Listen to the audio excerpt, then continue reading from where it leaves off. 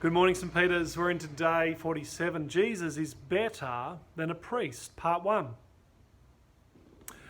There was a fascinating wartime diary written by an Anglican clergyman in 1940 who was captured by the Germans and spent the next 5 years, till 1945, ministering in various prison camps to those captured and others of men who were ill and prone to despair.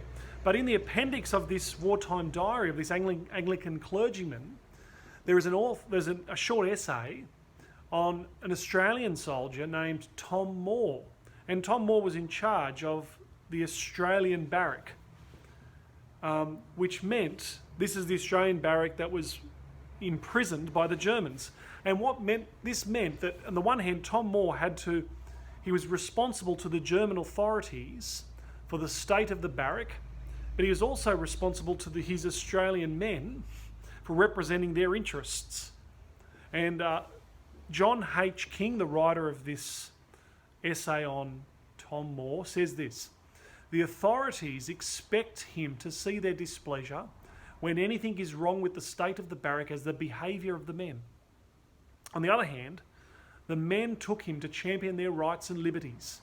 To carry out the job efficiently and to retain the confidence of both sides was a rare achievement, but Tom succeeded." In other words, Tom had to, on the one hand, he was with the German authorities, and they thought that anything that went wrong was the behaviour of the men. But on the other hand, of course, he was looking after his men and trying to present their rights to the German authorities who had them in captivity. He was acting as an intermediary. That's what a priest does. Tom Moore spent most of his time going between the Germans and the Australians and trying to get things close together. Jesus is the great intermediary, the great high priest, who has the interests of us at heart and yet is connected to God and his purposes in regards to justice. Jesus is the great high priest who does this perfectly, and it says this in Hebrews chapter 4, toward the end of chapter 4, verse 14. We have a great high priest, Jesus the Son of God, one who is not unable to sympathise with our weaknesses, but who's been tempted in every way and yet was without sin. Because Jesus is the perfect man, the perfect human, and lived the life we could never live before God, are perfectly obedient, and then dies the death we deserve, there are two implications of Jesus being the great high priest who represents us perfectly. And the first one is in verse 14. It says he has passed through the heavens. For us, we may not understand what that really means, but for the Jewish people reading this, they had this idea that there are different levels of heavens, and the angels are at a particular level, then someone else is a bit higher, and you have God at the highest level, and you have earth, but beneath the earth is the lowest level. This is saying Jesus has passed through the heavens. That is, he's got to the very heart of the throne room of God. Jesus is able to bring all our requests to the heart of the Father. That means he's the great high priest because he gives us every grace.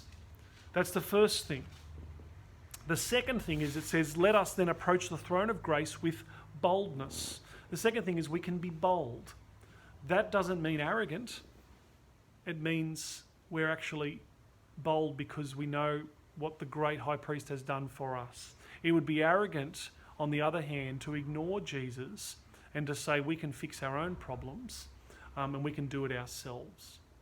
And so it says here, this wonderful verse, therefore let us approach the throne of grace with boldness so that we may receive mercy and find grace in our help in time of need.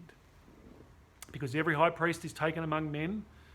They have to offer sacrifices for themselves. But no, we have a high priest who is the Son of the Father and who is the one who was saved from death itself and burst through the other side, through the heavens. Jesus is greater high priest. That means two things. We can go to his throne with boldness, and he's passed through the heavens and he's at the heart of God's throne room. Tomorrow we continue Jesus, a great priest, part 2.